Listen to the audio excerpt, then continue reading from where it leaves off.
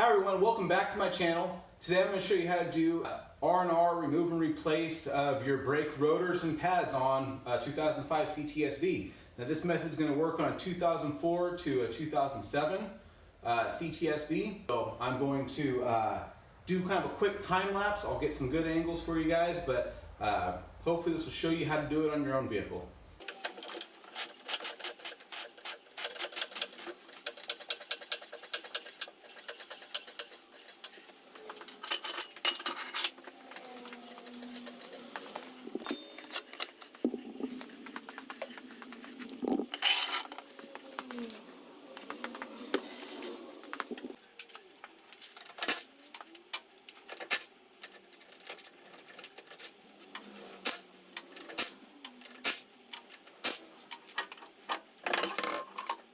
So one thing to mention, you saw when I was taking off the wheel off the hub, I went in a crisscross star pattern. It's more important when you're tightening a wheel, but I think it's just good habit if you're loosening, tightening, to go in a crisscross pattern. That helps with any warpage or anything on the wheel, helps it. So I know that this type of system, I guess you guys can't really see it that well. It uses these pins, and you can push these pins out and slide the pads right out of the rear of the caliper. So that makes it easy for quick change, but if you have a ridge like this has, it's a pretty bad ridge. I don't know how you can see that. It's, man, that's probably about, not exaggerating, like a 1/16 inch on this side. Oh, sorry. And a, man, even more on the other side. So just simply pushing this pin out, that is not going to allow for pistons inside the caliper to push back enough to give me space to slide these pads out. I need to push those pistons back, push all that fluid back up in the reservoir to give some space for the new pads. So I've decided, since I have to do the rotors as well, I'm going to go ahead and pull the two larger caliper bolts out of the back, and those are 18mm sockets. Also, I don't know how you guys can see that, there is a screw there. It's a Torx. It looks like this is for bolting the rotor onto the hub. You have to get that removed, and this looks pretty rusty. If I were to guess, it's going to be a pain in the ass to remove. So what I'm going to do is put some penetrating oil on it right now, and that should help with getting out by the time I'm ready to remove the rotor. So I'll let that do its job at this point. I decided to go with some of this fluid film. I've always had good luck with it. I know there's been tests. A good page to see tests for products, especially penetrating, glues, tapes, that kind of stuff, is Project Farm. He does an amazing job doing tests, so that's a page you guys should check out. So put a little of that on there, let it start doing its job. I'm going to remove these larger bolts in the back. Hopefully I get my impact on them. I'll pull them out real easy. Yep.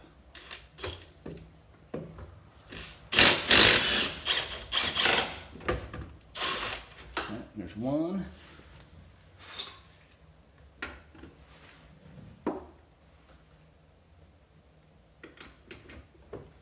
There's a few bolts back here. Make sure you're moving the right ones. There's a few larger size 18mm bolts. If you just start pulling them out, you're gonna be pulling out the wrong ones. So, just as I thought, this piece is on there.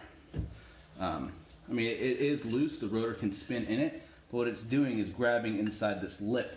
So I need to pry this pad away from the caliper to give me a little space. Since I am replacing my rotors, I don't need to be careful with them. If you're doing this on a customer's job and the rotors were still in good shape and you weren't replacing them, I would suggest not prying against the rotor. Also, On the CTSVs, these are nicely, mine aren't so nice, but these are nicely powder coated and stuff from the factory. So don't be putting your screwdriver in here and prying against that. That'll be prying against the powder coat, and that will chip it and damage it. So you can see in here, I'm going to try to pry against that little bracket. I'm gonna put it in there, just give it a turn. That's the backing of the pad. If I can get it in there, turn and push. And it takes a little bit, that fluid is pushing out of the caliper, up the line, back into the reservoir. So, this isn't necessarily a manhandle type of thing. It requires a lot of strength, requires more finesse and patience. So, just a little bit of pressure. You can see it's already loosening up. So I'm mostly pushing back on this caliper here, or on this piston. This is a 4-piston caliper, so 2 in the back, 2 up front. So I'm already creating that space. Try some on the bottom. Oh yeah. And try right in the middle. One thing to watch, especially you go to Jiffy Lube, those kind of places that change your oil, they will top off your brake fluid. As your pads wear down, as your rotor wears down, your brake fluid will go down inside the reservoir, but you still have the same amount in your system. It's not like it's just disappearing. And when you're pushing this fluid back, if that has been topped off in the past, you will overflow. So what I like to do, pull the cap off and take a look, make sure we're not putting brake fluid overflowing all over our car. Always put your brake cap back on. Obviously, brake fluid absorbs moisture very rapidly, so you don't want to leave that off. It'll be sucking up all the moisture in the air. Alright, so this thing is loose. Pull that off. We got our pads and they are shot. Now I knew these pads were going to be really worn down.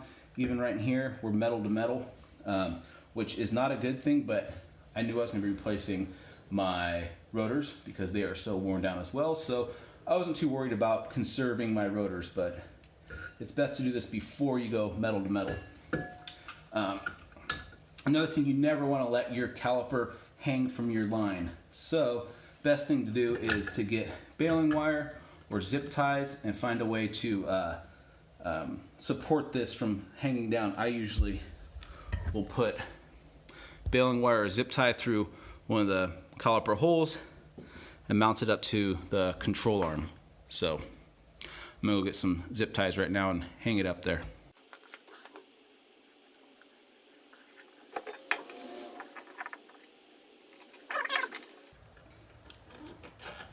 So that will allow that to rest there easily. The calipers are still locked in because it has those pins. So, but right now I want to work on pushing these 2 pistons back. The 2 front ones are pushed in, but the 2 outer ones, or the 2 inner side, are not. So I'm gonna find something, I don't know if I could do it by hand, probably not. No, it doesn't feel like it wants to move. So, while the pads are still in, I'm going to pry against the pads, not the calipers, not the pistons, anything in there. I'm gonna get something else to pry with.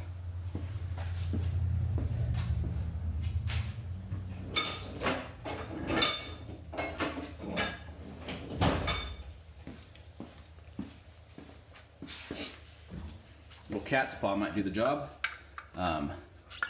Get that guy in there. Oh yeah, lots of leverage.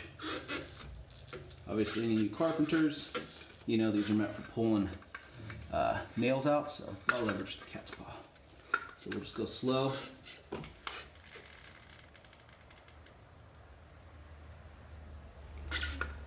Kind of working back and forth. If you go too fast, what it'll do, instead of pushing back up the line, it's going to push fluid back into the other pistons on the rotor, or on the caliper. So, go even, go slow. You don't need to manhandle this kind of stuff.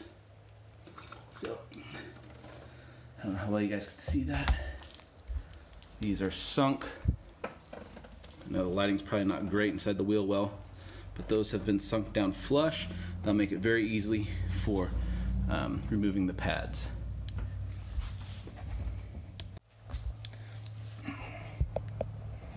So now that I'm looking at it, I had this zip tied up there.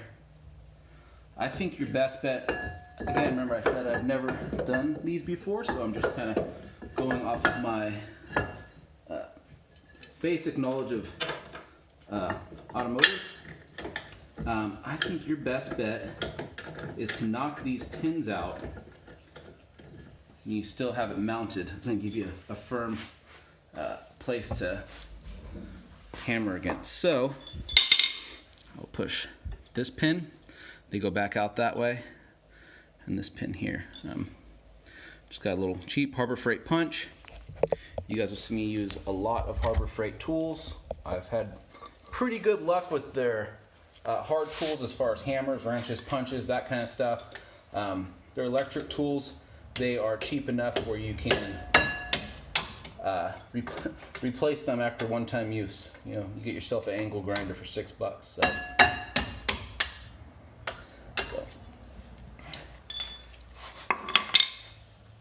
there is a kind of a spring that creates tension on the back here. So you can see this thing. So I'm going to go ahead and pull that out now. So those pins have been pushed back. They're loose now, so they come out by hand, but the spring puts pressure on them, so pull it out. These pins will be reused, so set them aside.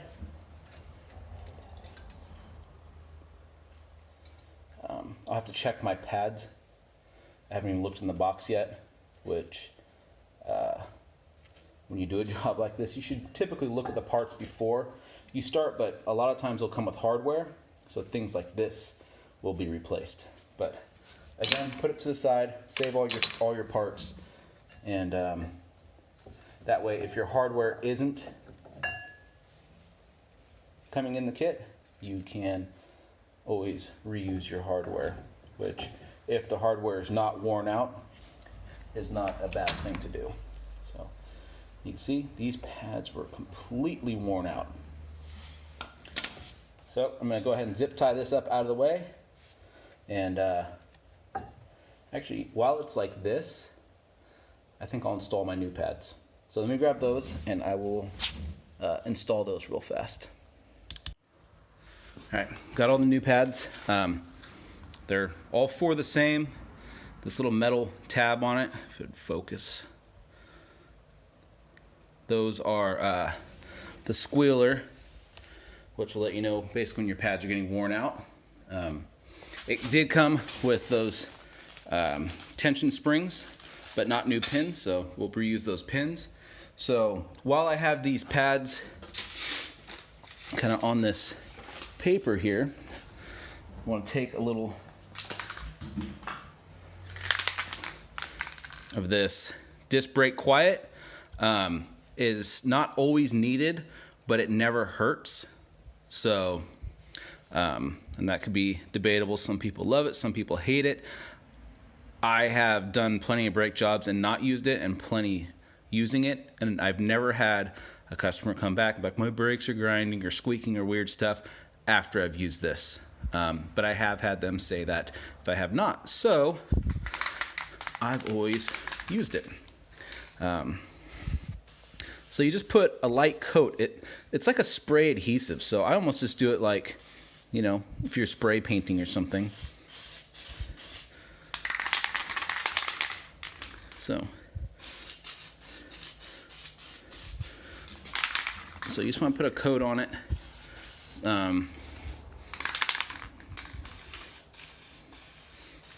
this stuff kind of has to dry and tack up. So I'll do that. Now that's going to be doing its thing.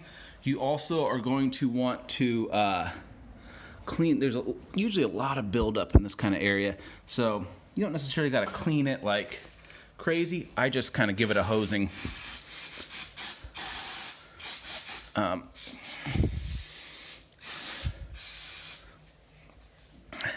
CRC brake clean. This Pro Series stuff is pretty nice.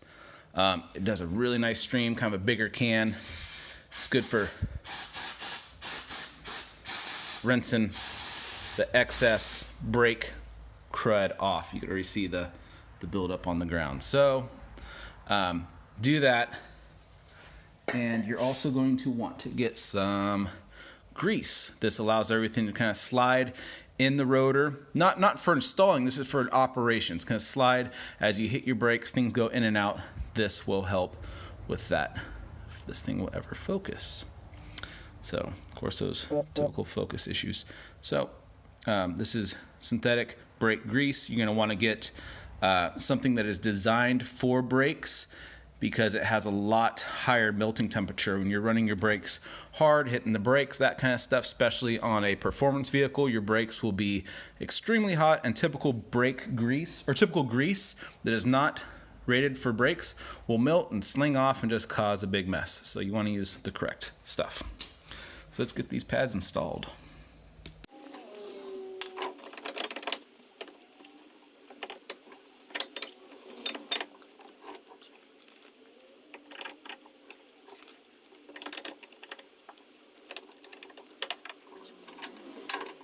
Go ahead and give these a wipe down.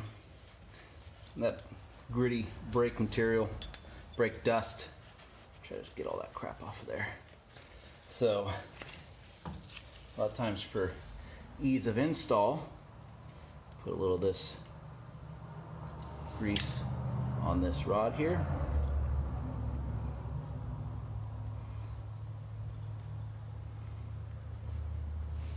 And that's going to go back in from the back side. There's a couple holes. I don't know how you guys can see those, but these holes have to line up with the pad, or with the pin. The holes in the pad line up with the pin.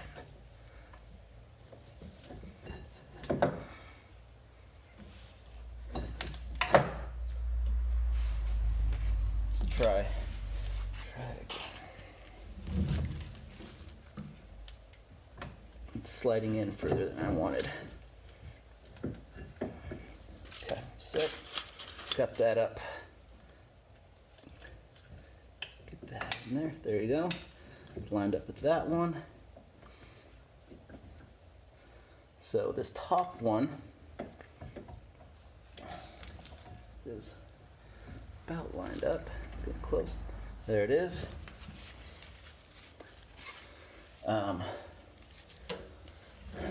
You need to kind of tap this into place. Careful with the caliper. It doesn't take a lot of hitting though. If you feel like you're going to be hitting the caliper, use a punch, use a piece of wood, something so you don't beat up the caliper. And that's it. This is flush on this side. The pin doesn't protrude out the front, so that's it on that one.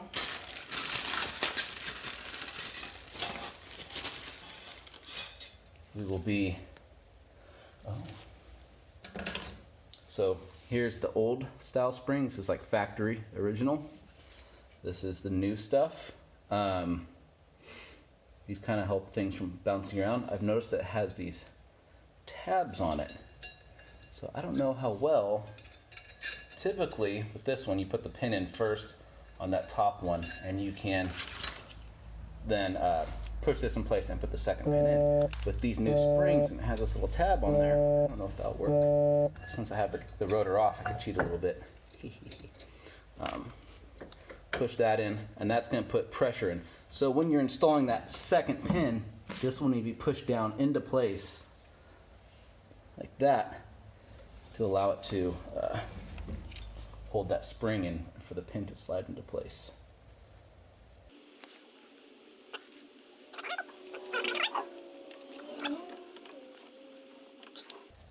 And it looks pretty lined up right there. Got to give it, you know, a feel. If you're tapping with your hammer and you're not feeling that pin move, you probably don't have it lined up because it doesn't take a lot to tap these into place. So that's it. You can see I was holding the hammer by the head. I have no leverage, no power. It's just a really light tap is all it takes to put those in. If you're having trouble, you might not have it lined up because there is a little shoulder on that. So that's it as far as putting the pads in, but now we need to replace the rotor. See how that goes in. But let's see if we can get a Torx on that bolt. I can't really tell what size it is. It's pretty rusted. I imagine this is where the fun starts. Alright, so I am set up with a 1/4 inch impact. I don't know if this will have enough oomph to pull this out, but that impacting, slamming motion will a lot of times help remove stuck bolts. So I'm gonna go ahead and grab this rotor. Ooh, didn't pull it out. And this isn't a very strong impact. So I do have a 1/2 inch Milwaukee. It's like their mid-size. This will do about 600 foot-pounds, but you can see that adapter is only 1/4 inch compared to 1/2. A lot of times that's how you break your tools, but it's kind of one of those things, you either break your tool or break the bolt or the bolt comes out. So this is where the whole wrenching on rusty parts becomes interesting. So just part of the game, I guess. I'm going to switch over to a adapter from 1/4 inch down to, or from 1/2 inch to 1/4 inch. Okay, so a little bit of a Frankenstein move here. So it's a couple reducers, 1/2 inch to 3/8, 3/8 to 1/4 inch bit into a T30 Torx to remove this. So, oh no, bolt broke, didn't break loose. Not good. So.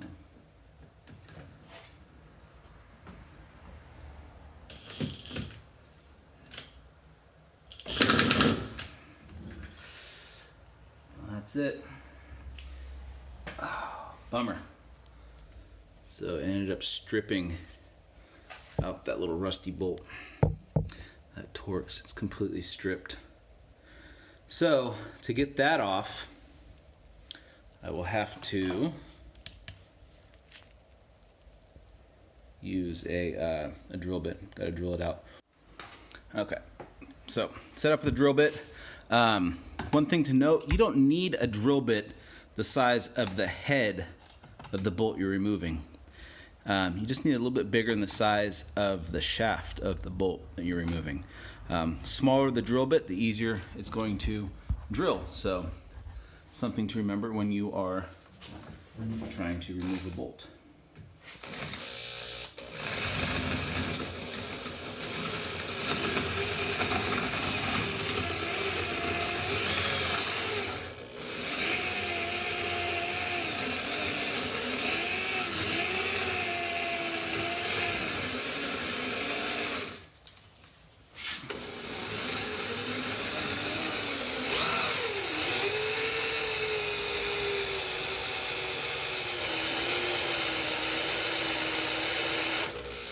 There it goes. The head is removed. Rotor's loose. So, hopefully you learned a little trick today. This rotor can now come off. I just got to pull the bolt, rehang this, and I can pull this rotor off. Okay, got the caliper hung up out of the way. This guy slides right off. I don't know how well you can see that, but there is a huge ridge on the back side. This rotor is probably in not any shape to be turned and saved. And rotors are fairly inexpensive. compared to, I mean, getting them machined and turned and all that would probably cost nearly the same price. So one thing I want to show you guys, you can see on this rotor there is oil. They do that so by the time it gets to the customer, it's not covered in rust from just regular moisture and things along those lines. So you got to make sure you always clean that off. That will contaminate your brake pads. So it's usually pretty easy to remove that. We'll just brake clean. Give it a little spray and wipe it off with a rag, some paper towels. Nice bit. So it's personal preference, and I've never done this. Some people say, oh yeah, you need to get bolts and put bolts back in. You know, maybe you guys let me know down in the comments. Do you guys usually put these bolts back in to mount this to the hub, or do you just rely on your wheel to do it? Most cars don't have these type of bolts, and your wheel just holds it. I don't know if that's for assembly or something from the factory, but I never put those bolts in. Let me know if that's something you guys think is important, if it's something that should be done, or if it's something that you don't think is important and can typically be let go. So simple as that. Now this obviously is still loose, but when you put your wheel back on, you torque everything down. That will be firm and solid, so you won't have any issues there. Also, don't forget to torque the bolts on your caliper. If you're an experienced mechanic, you can pretty much give it a feel, you know, how tight it should be. Obviously, don't go crazy on them. You know, it's just screwing into this aluminum housing. So, but I will look up the torque specs on that, and I'll put that down in the comments below. So, or in the description, so you guys can see the torque spec on that. So, I appreciate you guys following me through this journey. Thank you. You know, if you guys want any more comments or any more content on the CTSV, it's a pretty factory original car. Besides the cam and roller rockers and headers and wheels and bushings and, you know, handful of goodies, but it's a great daily driver. Look for part 2 of the turbo build for the Camaro. Got kind of caught up on some things with work and parts coming and that kind of stuff, so it's been about 2 months since I've done any work on that car, so just watch for that, and I appreciate everything, you guys. Thank you. See you next time.